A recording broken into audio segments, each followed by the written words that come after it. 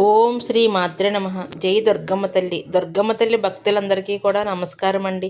అందరూ కూడా సుఖంగా సంతోషంగా ఎప్పుడూ కూడా ఆనందంగా ఉండాలి అని చెప్పి ఆ దుర్గమ్మ తల్లి తరపున నేను కూడా మనస్ఫూర్తిగా కోరుకుంటున్నాను. ఈరోజు దుర్గమ్మ తల్లి అందించే సందేశం ఏమిటి అంటే కనుక, బిడ్డ, కర్మఫలం ముగిసింది, వెంటనే నా నుదుటిని తాకు, నిర్లక్ష్యం వద్దు, త్వరలోనే నీకు ధనం అందబోతుంది అని చెప్పి ఏదో ఒక తెలియని సందేశాన్ని ఈరోజు దుర్గమ్మ తల్లి అందించడానికి మన ముందుకు వచ్చిందండి. మరి దుర్గమ్మ తల్లి అందించే సందేశం వినే ముందు మొదటిగా దుర్గమ్మ తల్లి అంటే ఎవరికైతే నమ్మకం, గౌరవం, ఇష్టం ఉంటుందో, ఎవరైతే దుర్గమ్మ తల్లిని తల్లిగా భావిస్తున్నారో వారందరూ కూడా ఒక చిన్న లైక్ ఇవ్వడం మాత్రం అస్సలు మర్చిపోవద్దు. అంతేకాకుండా మన ఛానల్ని సబ్స్క్రైబ్ చేసుకోవడం కూడా అసలు మర్చిపోవద్దు. ఇక దుర్గమ్మ తల్లి గారి సందేశం ఏమిటో తెలుసుకుందాం. అసలు కర్మఫలం అంటే ఏంటి? ఇప్పుడు మన జీవితంలో కష్టాలను అనుభవిస్తున్నాము, నష్టాలని అనుభవిస్తున్నాము. మరి కొందరు చాలా సంతోషంగా సుఖాలే వారి జీవితం కోసం పుట్టాయా, ఇంత అదృష్టవంతులు ఏంటి అసలు వారు అని చెప్పి కొంతమందిని చూసి ఇప్పటికే మనం చాలాసార్లు కూడా ఆశ్చర్యపోయాం. ఎందుకంటే ఒక్కొక్కసారి అనుకుంటూ ఉంటాం కదా, జీవితంలో ఈ కష్టాలు నాకు తప్పవు, నా జన్మే కష్టాలకు అంకితం అని చెప్పి మరి కొంతమంది వారు సుఖాలకే పుట్టారు. ఏ రోజు కూడా వారికి ఏ బాధలు లేవు. డబ్బు ఉంది, ధనం ఉంది, మంచి భర్త ఉన్నాడు, మంచి సంతానం ఉంది, ఇక వారికి ఏం కావాలి అని చెప్పి కొంతమందిని చూసి అనుకుంటూ ఉంటాము. అసలు ఇవన్నీ ఎందుకు జరుగుతున్నాయి? కొంతమందికే కష్టాలు ఎందుకు వస్తున్నాయి? కొంతమంది ఎందుకు సుఖంగా ఉంటున్నారు? అసలు ఈ కర్మఫలం అంటే ఏంటి? కర్మఫలం అనేది నిజంగా జరుగుతుందా అనే మాటకి దుర్గమ్మ తల్లి ఈ చిన్న కథ ద్వారా మనకు వినిపించబోతుంది. ఒక ఊర్లో 2 కుక్కలు ఉన్నాయి. ఒక కుక్క పేరు రాము, మరొక కుక్క పేరు సోము. అయితే రెండూ కూడా ఒకరోజు కూర్చుని మాట్లాడుకుంటూ ఉంటాయి. వాటి యొక్క భాషలు. అప్పుడు రాము సోముతో ఏమంటుందంటే, సోము, ఎప్పుడూ కూడా ఈ యొక్క కుక్క జన్మ అనేది చాలా చండాలంగా ఉంటుంది. మనం మనుషుల మీదే ఆధారపడి బ్రతకాలి. ఎందుకంటే మనకి సొంతంగా మనం ఏమీ కూడా తయారు చేసుకోలేము. ఉదాహరణకి పక్షులను చూసామనుకో, ఆ పక్షులు వాటి యొక్క నోటితోటి గూడులను తయారు చేసుకుని వాటికంటూ ఒక స్థావరాన్ని నిర్మించుకొని ఎండకి వానకి వాటి యొక్క గూటిలో అవి సురక్షితంగా ఉంటాయి. కానీ మనకి అలా కాదు కదా. ఏదైనా వర్షం పడి ఎవరి ఇంటి పంచలోకి వెళ్ళినా కానీ చే చే అని చెప్పి తోలేస్తూ ఉంటారు. అంతేకాకుండా ఊరికనే అన్నాన్ని పడేస్తారు. కానీ మనకి పెట్టడానికి ఏ మానవుడికి కూడా చెయ్యి రాదు. ఎందుకు? ఒక్కొక్కసారి అంటూ ఉంటారు కదా, మానవులు ఎవరైనా దిక్కు లేకుండా చనిపోయినప్పుడు కుక్కచావు చచ్చాడు వాడు అని చెప్పి అంత చండాలంగా మనం బ్రతుకుతున్నాం అని చెప్పి రాము అనే కుక్క సోము అనే కుక్కతోటి అంటుంది. ఇప్పుడు సోము ఏమంటాడంటే, అవును నిజమే రాము, మన జీవితాలు చాలా చండాలంగా ఉంటాయి, మనం చాలా దరిద్రులము, అందుకే భగవంతుడు మనకి కుక్క జన్మని ఇచ్చాడు అని చెప్పి అంటాడు. సోము ఒకరోజు ఆ రాము సోము ఏమనుకుంటారంటే, ఇటువంటి జీవితాన్ని మనం అనుభవిస్తున్నాం కదా, మళ్ళీ మనకి జన్మ ఉంటుంది. ఈ జీవితం అనేది ఏ జన్మలో పాపం చేస్తేనో ఈ జన్మలో మనం కుక్కల్లాగా పుట్టాము కనుక ఈ జీవితంలో మనం ఏదైనా పుణ్యం చేద్దాం. అంటే ఈ కుక్కలుగా పుట్టిన మనం కూడా ఏదైనా ఒక పుణ్యం చేద్దాం. అప్పుడు వచ్చే జన్మలో మనం మనుషుల్లాగా పుడతాము. మన యొక్క బాధలన్నీ కూడా తొలగిపోయి చక్కగా జీవితం అనేది మనకి ఆనందంగా గడపవచ్చు అని చెప్పి 2 కుక్కలు కూడా కూర్చుని అనుకుంటాయి. అప్పుడు ఆ రాము అనే కుక్క సోము అనే కుక్కకి ఒక సలహా ఇస్తుంది. సరే, పుణ్యం చేయాలి అంటే మనం ఏం చేయాలి అని అనుకుంటున్నావు కదా, అయితే నేను చెప్తాను. మనం తీర్థయాత్రలకు బయలుదేరుదాము, అన్ని పుణ్యక్షేత్రాలకు వెళ్దాము. ఆ పుణ్యక్షేత్రంలో మనం అడుగు పెడితే మన యొక్క జన్మల పాపాలన్నీ కూడా తొలగిపోతాయి. అలా మన శక్తి కొలది ఎక్కడో ఒక చోట కొంచెం ఆహారాన్ని సేకరిస్తూ చక్కగా మన కడుపుని నింపుకొని అన్ని పుణ్యక్షేత్రాలు మనం తిరిగేద్దాం ఈ జన్మలో అని చెప్పి ఆ రాము అనే కుక్క సోము అనే కుక్కతో చెప్తుంది. అప్పుడు సోము కూడా సరైన ఆలోచనే కదా, ఇది అలాగే చేద్దాము, రేపే మన ప్రయాణం మొదలు పెడదాం అని చెప్పి ఆ రోజు రాత్రి అక్కడే నిద్రపోయి ఇక తెల్లవారుతుంది. తెల్లవారిన తర్వాత రెండూ కూడా ఒక చెరువు దగ్గరికి వెళ్ళి చక్కగా స్నానం చేసి ఇక తీర్థయాత్రలకు బయలుదేరుతాయి. అలా బయలుదేరి నడుచుకుంటూ వెళ్ళి ఒక తీర్థయాత్ర అంటే ఒక భగవంతుడి యొక్క స్థావరానికి వెళ్తారు. ఇప్పుడు అవి వెళ్ళే దారిలో విజయవాడే వచ్చిందనుకోండి. ఆ విజయవాడ దగ్గరికి వెళ్ళి అక్కడ దుర్గమ్మ తల్లి యొక్క ఆవరణం మొత్తం కూడా చక్కగా తిరిగేసి మళ్ళీ వేరే క్షేత్రానికి బయలుదేరుతాయి అన్నమాట. అలా ఒక గుడిని సందర్శించుకున్నాయి. ఇక రెండవ గుడికి వెళ్ళే సమయంలో సోము అనే కుక్కకి చాలా ఆకలిగా అనిపిస్తుంది. ఆకలిగా అనిపించి, రాము నాకు చాలా ఆకలిగా ఉంది, ఈ పక్కన పొలంలో ఇందాక ఒక ఎలుక పరిగెత్తుకుంటే నేను చూశాను, నా ఆకలిని ఆ ఎలుకని తిని తీర్చుకుంటాను అని చెప్పి సోము అంటుంది. అప్పుడు రాము ఏమంటాడంటే, మనం తీర్థయాత్రలకు బయలుదేరి వెళ్తున్నాము, మనం దైవ దర్శనానికి వెళ్తున్నాము, మనం శాకాహారం మాత్రమే తినాలి, మాంసాహారం అనేది మనం ముట్టకూడదు, అప్పుడు మన శరీరాలు మళ్ళీ మలినమైపోతాయి కదా, ఇప్పుడైతే మన తీర్థయాత్రలు ముగించుకుని మళ్ళీ మనం ఉన్న ఊరికి వెళ్తామో అప్పటి వరకు మాంసాహారం అనేదే ముట్టకూడదు, అది ఇంకా మహాపాపం అవుతుంది అని చెప్పి ఆ సోము అనే కుక్కకి రాము అనే కుక్క చెప్తుంది. అవునా, సరే, మరి నా ఆకలి తీరే మార్గం ఏంటి అని చెప్పి సోము అడుగుతుంది.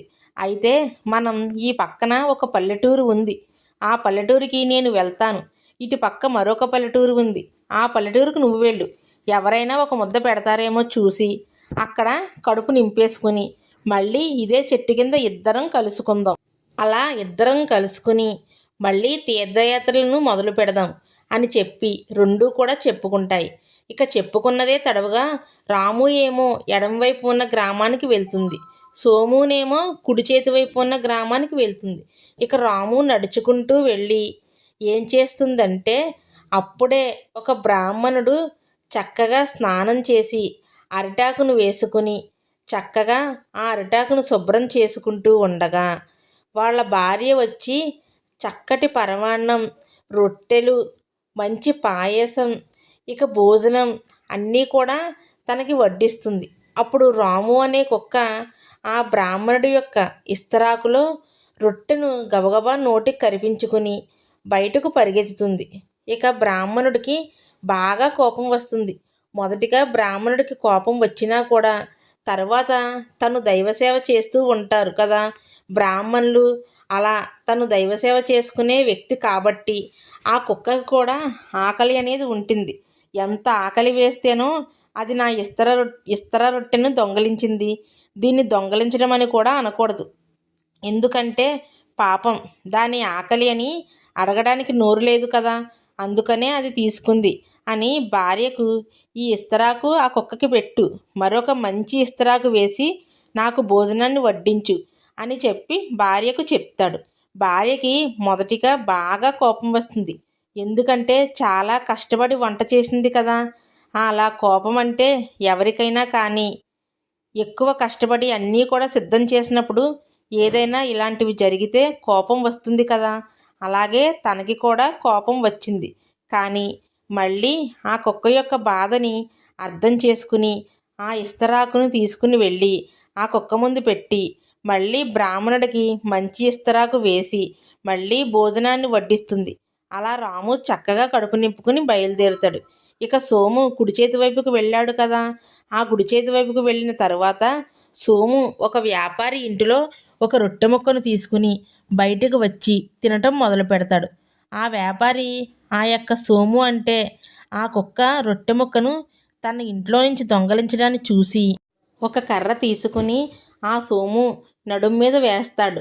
పాపం బాగా బలంగా ఆ సోము అనే కుక్కకి కర్ర తగలడం వల్ల తన నడుము భాగం అనేది సగానికి విరిగి పోతుంది. నడవడం కూడా తన వల్ల కాలేదు. అలా తను ఆ రొట్టె ముక్కని కొంచెం ఆరగించి మిగతాది కూడా వదిలేసి ఏం చెయ్యాలో అర్థం కాక ఏడ్చుకుంటూ మళ్ళీ ఆ గ్రామం నుంచి వెనక్కి తిరుగుతూ చిన్నగా ఈడ్చుకుంటూ తన వెనుక 2 కాళ్ళని వస్తుంది.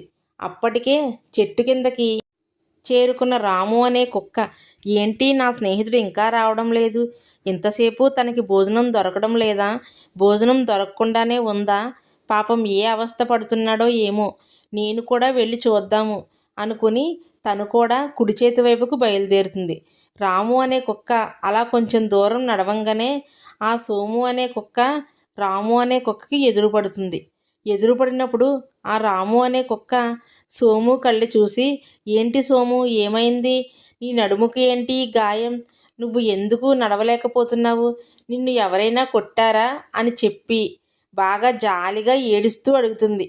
అప్పుడు సోము, అవును, నేను ఒక వ్యాపారి ఇంట్లో రొట్టె ముక్కను తీసుకున్నాను ఆకలిని తీర్చుకుందాము అని చెప్పి, కానీ ఆ వ్యాపారి చూసి నన్ను నా నడుము విరిగేట్లుగా ఒక బలమైన కర్రను తీసి నా నడుము మీద విసిరాడు. దాని ఫలితంగా నా నడుము విరిగిపోయి ఇప్పుడు నేను ఇటువంటి దౌర్భాగ్యపు స్థితిలో ఉన్నాను అని చెప్పి ఆ సోము అనే కుక్క ఏడుస్తుంది. ఇక అలా ఆ రెండూ కూడా ఆ చెట్టు కిందకి వెళ్ళి కాసేపు కూర్చుంటాయి. అలా కూర్చున్న తర్వాత ఆ సోము అనే కుక్కకి బాగా బాధగా అనిపిస్తుంది.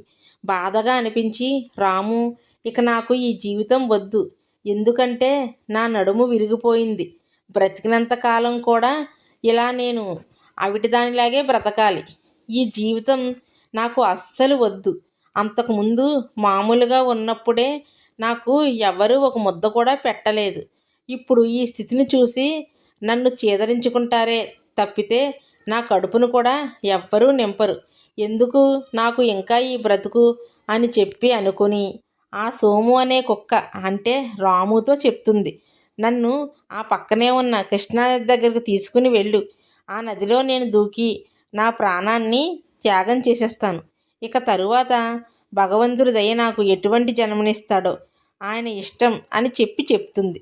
ఇదంతా కూడా నిజమే కదా అని అర్థం చేసుకున్న ఆ రాము అనే కుక్క సోము అనే కుక్కని నది దగ్గరికి తీసుకొని వెళ్ళి ఆ నదిలో తోసేస్తుంది.